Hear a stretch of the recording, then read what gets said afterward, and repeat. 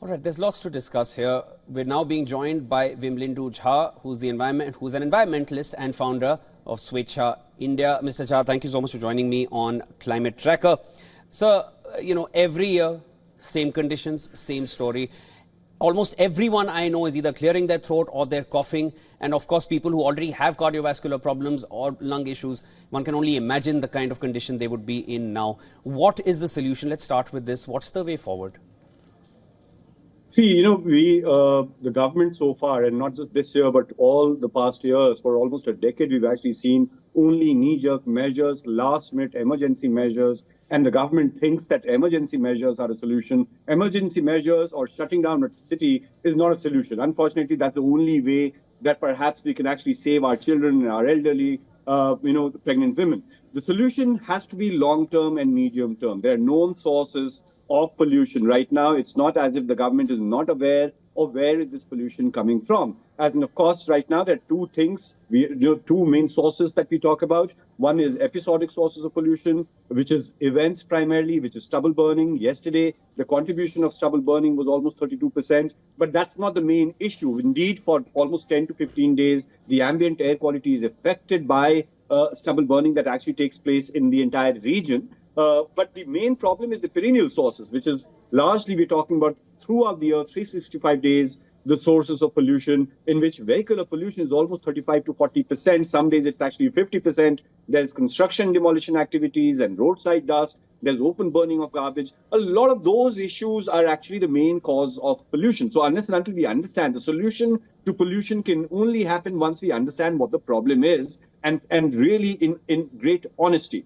We will have to really look at our public transport regime. The entire regime of private vehicles that we actually have in Delhi-NCR, that has to be curtailed because, as I said, almost 40% of pollution is from vehicles. And therefore, we need to really expedite that entire move of having more and more last mile connectivity, affordability, accessibility of public transport. The other solution that we actually have is that there is a law on construction, demolition, dust mitigation. And unless and until the government on ground, as in the pollution control authorities on ground, need to really ensure that those laws are actually followed. Similarly, burning of garbage is actually banned. And despite that, we've actually seen the fire at the landfills or the roadside burning of garbage that takes place. So the solution is also known to our dispensation for years together. It's lack of political will. I think the solution to pollution is better politics, cohesive politics, coordination between states, and a sense of urgency to really solve this crisis. Mr. Jha, I want to just quickly go over the points that you mentioned.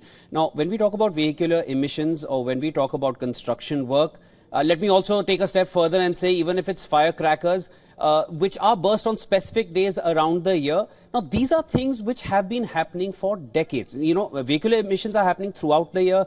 Construction happens throughout the year. Firecrackers happen on specific days every year.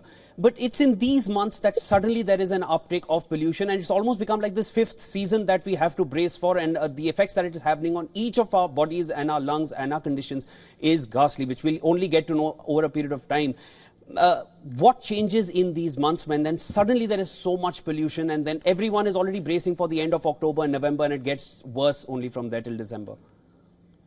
So largely two things. One is the geographical disadvantage that Delhi actually has. Delhi is surrounded and actually almost like an air trap is what the geographical location of Delhi is. And the other is meteorological conditions. Right now in the month of October, November and December, we actually see temperatures going down.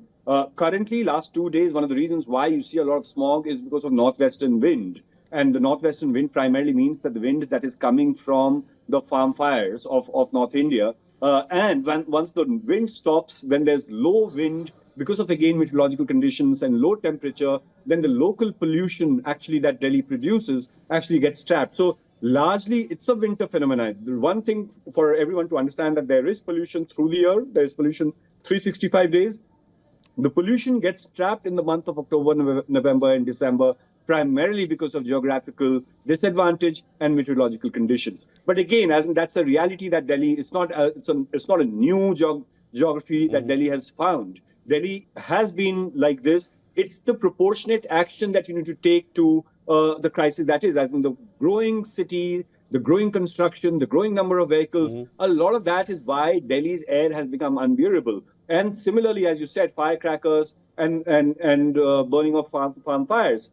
These are episodic sources, but even those episodic sources that actually spikes the air pollution needs to be controlled, needs to be stopped, and real incentives need to be provided to the farmers to not burn their farm or their stubble. Mr. Jha, just one more reaction I want from you very quickly.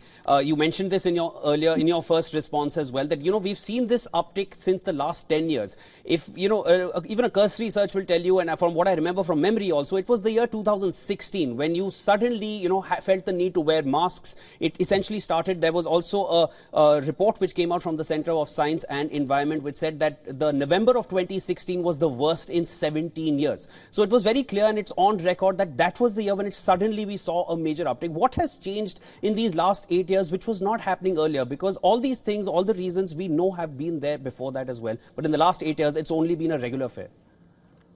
So one is that today we have 40 air quality monitors, and earlier in 2016, we only had 4 air quality monitors. So the reason why we think there's a problem also is because we actually have meters telling us that there's a crisis. So it's not as if there was no pollution. No, there was. But the other is in AQI past 300 started happening 2016. Absolutely. That's what, yes. Absolutely. So, and in last 10 years, we've actually seen the kind of urbanization that has taken place, or, the burning of garbage. So largely when we look at pollution, it's also population induced. It's also development induced. And therefore, when there's more garbage burning, when there are more and more vehicles, when there's more and more construction that is happening, and also in last, we've seen stubble burning because of the change in the month of burning of farm fires, because of water crisis, the schedule of shifting that also changed. So those are the reasons why we actually in last 10 years we've seen more and more deterioration in air quality index. Perhaps the change in the schedule of the stubble burning has also been a major point, because of which we can really pin it down to a year after which we've seen this kind of uptick in pollution, which has been costly for all of us. Thank you so much for joining me on Climate Tracker, sir. That was Bimlendu Jha joining me on Climate Tracker.